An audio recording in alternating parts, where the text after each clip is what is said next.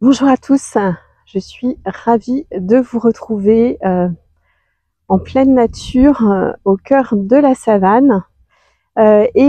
Aujourd'hui, le thème que j'avais envie d'aborder, c'est celui de ne pas prendre les choses personnellement et notamment de ne pas prendre le comportement d'une personne en frontalement en fait par rapport à soi en fait de focuser sur soi par rapport au comportement d'un autre. Alors, pourquoi cette vidéo? Parce que finalement, on a tendance à être vraiment auto-centré sur son état émotionnel, ses pensées. On a des fonctionnements en fait qui nous sont propres. Et quand on interagit avec une autre personne, bien souvent, on va avoir beaucoup d'attentes, de projections, de comment ça doit se passer, qu'est-ce que la personne plus ou moins pourrait être amenée à nous dire dans telle ou telle situation, qu'elle pourrait même être amenée à s'excuser ou à demander quelque chose.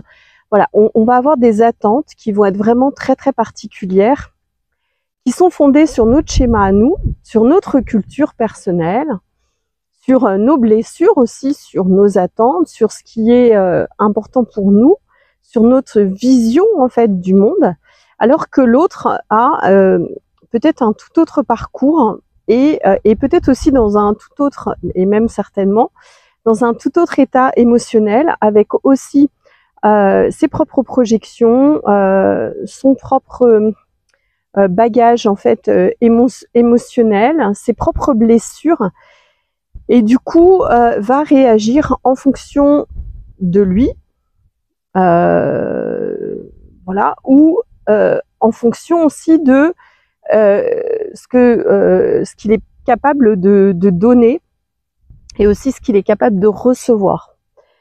Donc ça c'est hyper important de le prendre en compte pour ne pas créer en fait des attentes qui ne pourront jamais être finalement assouvies et qui vont venir en fait en friction avec quelque chose que l'autre n'est pas forcément en mesure dans l'instant d'apporter, de pouvoir donner, de pouvoir même assimiler. Et bien souvent, justement, ça va aussi venir parler de nous aussi en miroir.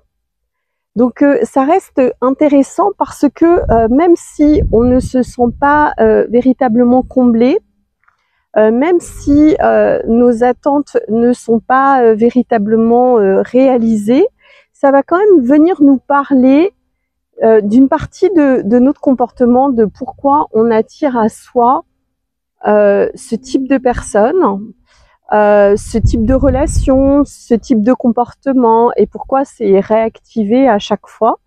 Et ça va être vraiment, vraiment très intéressant de bien faire la différence entre mon monde à moi, mes problématiques, mes besoins, mes possibilités, mes capacités émotionnelles, mentales, intellectuelles, énergétiques, et l'espace de l'autre qui lui-même, l'autre, a aussi tout son propre, ses capacités et possibilités émotionnelles, intellectuelles, spirituelles, et ça va prendre donc en considération les différents niveaux, les seuils d'intégration, d'initiation, les seuils, les niveaux où on est rendu chacun dans notre réalité.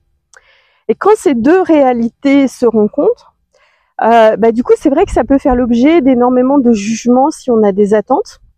Jugements que l'autre va aussi percevoir finalement intuitivement, énergétiquement, et ça va venir encore plus s'appuyer finalement sur les attentes qui sont non réalisées, non comblées.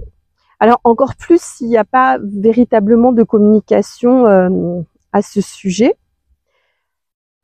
C'est pour ça que c'est vraiment super important de rester dans un espace en fait de pouvoir de pouvoir être véritablement conscient de son espace à soi et de qu'est-ce qui est en train de se jouer pour soi-même, sans forcément faire dépendre son état personnel des ingérences, des intrusions, des interactions avec une autre personne. Alors, je ne sais pas si je suis claire, mais l'idée, c'est de se focaliser en fait sur ce qui nous semble pour nous bien gérer, par exemple sur le plan émotionnel. Est-ce que moi je suis en capacité de bien gérer mes émotions?